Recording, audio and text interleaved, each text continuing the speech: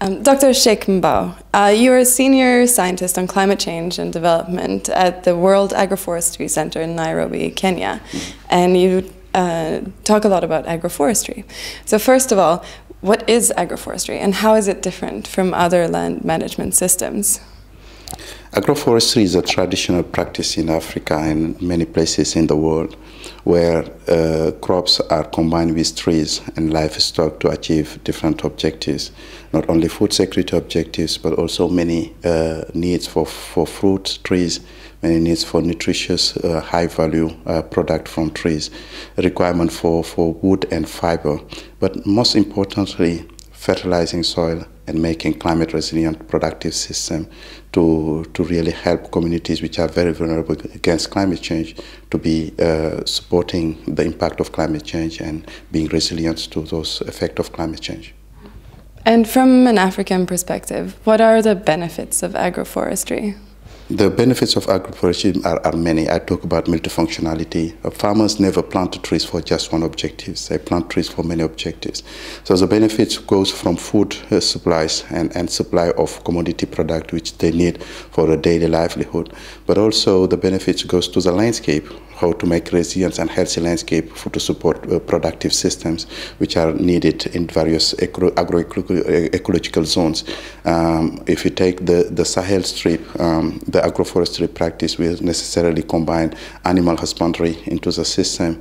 If you go to the deep forest agroforestry, there is more about fruit production and wood production and those type of things. So there is no one practice which is going to be fitting in all the contexts. So there are many options for different contexts and many trees for different contexts that farmers have tested over millennia and centuries, and these really respond to their local livelihood needs. So it's not one practice, it's many practice for many conditions.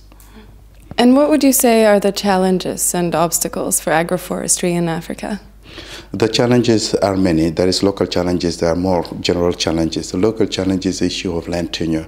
If the land does not belong to you, you are not very likely to plant trees on that very land because you just have a short time extraction authorization for that land.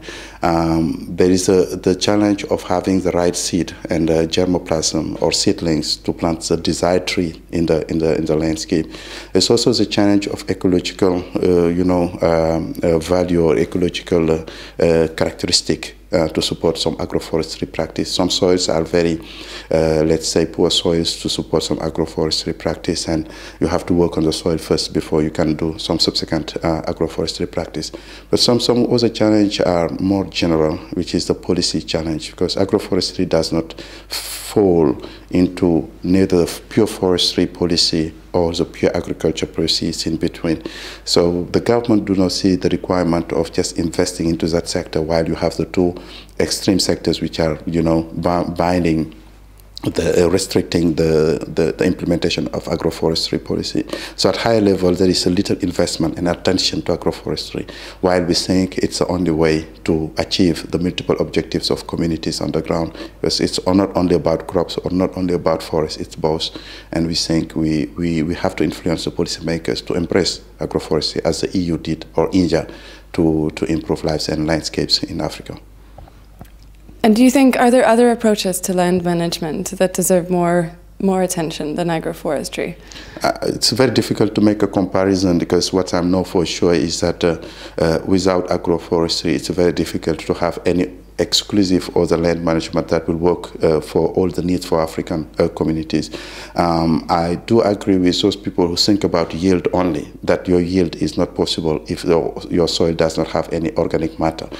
And if you use high-level intensive systems with mineral fertilizer into your soil without organic matter, you're just spoiling money. And by just putting a lot of multi-million dollars in pure subsidization of the mineral fertilizer will create more problems in terms of the use of money and the benefit sharing of those resources at local level.